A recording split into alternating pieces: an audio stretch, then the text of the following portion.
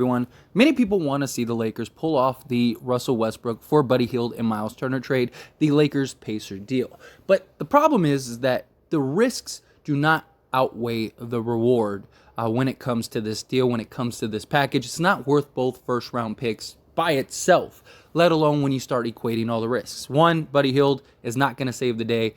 Yes, it would be great. Yes, we'd probably be better, but one shooter is not going to change a 20% shooting from three team, right? We need multiple guys to be able to knock down the three ball. And we're just better off just waiting to see which guys can start knocking it down. Also, come December time, we have more guys that become available.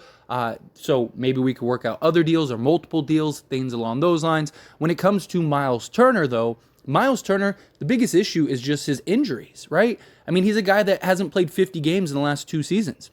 He's another Anthony Davis. As much as people love to talk about Anthony Davis being street clothes, Myles Turner is just as much street clothes. So do you really want to run the risk of having two guys that anytime there's a little thing that happens, it's like, uh-oh, here we go, he's out for a month. I mean, Myles Turner is already hurt, got hurt during shoot-around. And that's what I want to talk about in this video. We got an update in regards to the timetable Myles Turner is going to take to return. So per Shams, Pacer center Myles Turner is expected to miss at least 1 week after suffering an ankle sprain when he landed on a ball boy under the rim in pre-game warm-ups Wednesday night, source tells The Athletic and the stadium. So again, Myles Turner, I don't know if it's bad luck. I don't know if it's what. I don't know what it is. But the guy cannot stay healthy. And when he is healthy, he is a solid rim protector, right? He's elite at that.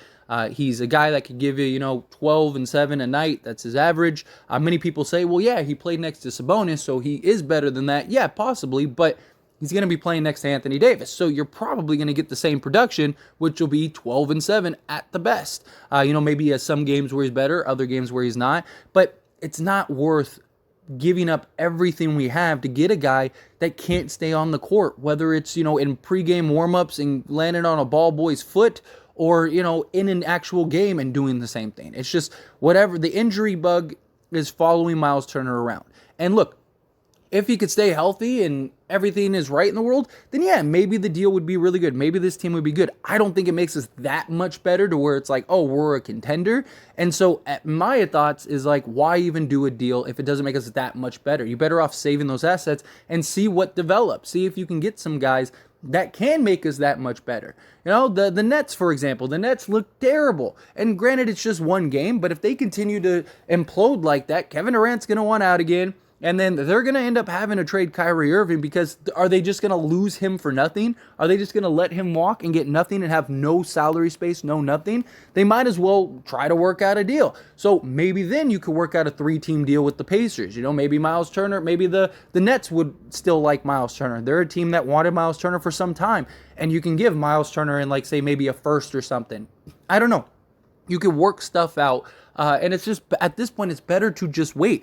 You can't do a trade for Myles Turner for at least over a week because you need to see how he is when he comes back. You need to see if he can stay healthy. You need a sample size to show, okay, this guy's healthy and good. Because Myles Turner wants $20+ million a year. And if you trade for Myles Turner, you have to give him whatever he wants because you can't run the risk of him walking. So if he can't stay healthy, you're overpaying for a guy that can't stay on the court and you're stuck. You're not going to be able to trade him because you have no assets to move off of him, and you have him for however long you signed him for, 4 years. So, why do a deal for a guy that if it doesn't work out, you're literally stuck? And nobody's going to trade for Myles Turner at that point because he's going to be overpaid. And I've seen people go and say, in a response to that, well, Russell Westbrook's overpaid. Yeah, but he's an expiring contract. Russell Westbrook might be overpaid. You might be right. But guess what? His money falls off the books this year. We don't have him for the next 4 years like we would Myles Turner. And it's just until he can prove that he can stay healthy, it's not worth the risks. Now, for whatever reason, if the Indiana Pacers just want to move on, embrace the tank, and they're like, hey, give us, a 2028 pick swap, right? Give us a swap and a couple seconds, and you can have Buddy Hield and Myles Turner. Sure. I wouldn't be against them doing the deal because at that point, the reward outweighs the risk. So now you basically, covered that gap. And you have both your first round picks to where if you need to move off of Buddy Hield and Myles Turner, you can. Now, if you don't pay him, then he walks, you still have no cap space because all your cap space goes to Buddy Hield. So now you're talking about a team that's just Buddy Hield, LeBron James, and Anthony Davis for the next, 2 years. Like, that's not good. That's not going to be enough to get you to where you need to go. And Buddy Hield isn't going to just change everybody knocking down threes. Will he help? Absolutely. Absolutely he would help. But he doesn't play defense. He's regressed in his shooting. He hasn't been a 40% three-point shooter, that elite three-point shooter for years now. And it's like, unless we're getting a guy, multiple guys, that can really change the layout of this team, I don't think we should do a deal. I would rather have the Hornets deal than this deal. I would rather if we could get Kelly Oubre, PJ Washington, and like a Terry Rozier. Or instead of Terry Rozier, Gordon Hayward.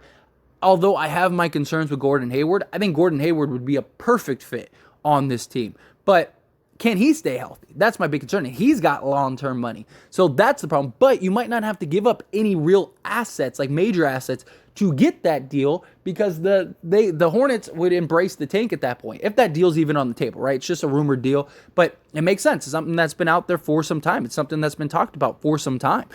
So I would personally rather do that deal over the Pacers deal, because at least you get guys that fall off the book, so you save cap space, and you have your assets. So if you needed to move off of a Gordon Hayward or whatever, you could.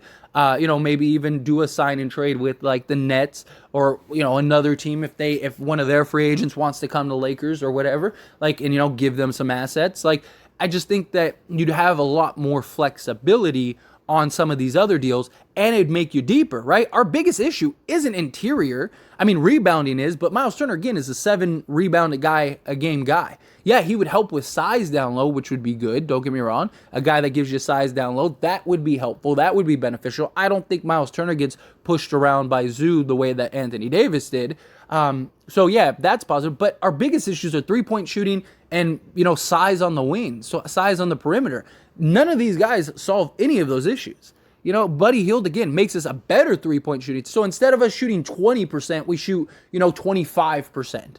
Okay, we're still not going to be good enough from three to where it matters. I don't think that this deal is the deal that people want it to be. And I think people just want to move off of Russell Westbrook just to move off of Russell Westbrook, but it can get worse. The grass isn't always greener on the other side. As great as these two might be with the Lakers, there's also a lot of risks with these two that you can't get out of. You're stuck. Luol Deng and Timothy Mozgov all over again. I think that these two are better players overall, and I think that they would be better fits, but still, the point is you'd still have long-term guys that you can't move off of because you overpaid for them, and now you're stuck until you figure it out. And if the Lakers are terrible, then what? Yeah, the fans got what they wanted, but the fans still aren't going to be happy because we still suck. So it's like, how do you win? If you're Rob Pelinka, how do you win? You got to stay patient. You got to see what comes up. You got to see what can work and what doesn't. And you need to see what guys on this team actually work. You need to figure it out before you go do a trade and stuff. And the problem is I get it. If we wait 20, 30 games, whatever, we wait till December or November, I get the concern is by then it might be too late. By then you also gotta integrate these two into your lineup, into your rotation. You don't have training camp. You don't have all those things. It might be a clunky fit to the beginning. I get that, but the thing is that you can't you're gonna make a trade for a guy that can't even play for you till probably you're 20 games in. So why does it matter? At that point, you might as well wait and see what Myles Turner can be. If Myles Turner comes back and he doesn't have any injury issues for a month or whatever, then maybe do the deal. Or Russ is only going to get more valuable as the time goes on. More teams are going to open up because you're going to have the Victor Wembanyama tank race, right? So you're going to have everybody doing whatever they can to go get him or Scoot.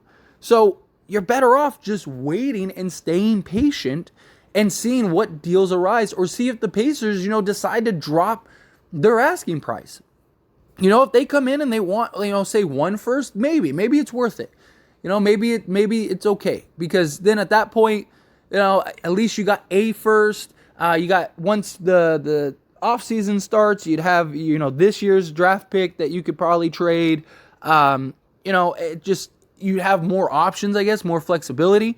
But still, nonetheless, like, you can't just do a deal just to do a deal. As bad as people want it to happen, as bad as people want a deal to happen, it can be worse. At least Russ plays. At least Russ, yes, he laid up a big old goose egg in yesterday's game, but he contributed in other ways. He was great defensively, was really solid, helped keep us in the game late, right? 3 straight possessions where he was able to secure the ball for us, and we just couldn't put the ball in the hoop to take the lead. He gave us opportunities to get and win that game, and we just couldn't deliver. So at least you're getting something from Russell Westbrook. At least he's trying. For the whole offseason, all I heard was that Russell Westbrook is never going to change. He's never going to do this. He's never going to do that. And, he was great. He was solid for the Lakers last night. Obviously, I'd like to see him score. Going 0 of 10 is unacceptable, but still, at least he contributed in other ways. Old Russell Westbrook was unplayable when that happened. At least he was playable. But I think the Lakers have to continue to remain patient. I think the Lakers have to continue to remain strong and just let the cards unfold and just see. Because you can't trade for Buddy Hield and Myles Turner right now because you don't even know how Myles Turner's ankle is going to do, if he's going to come back and be okay. It's just a mess. It's a mess. But anyway, as always, this is a discussion. Love to hear from you. Let me know your thoughts and opinions, good, bad, ugly, somewhere in between. Let me know down in the comment section below.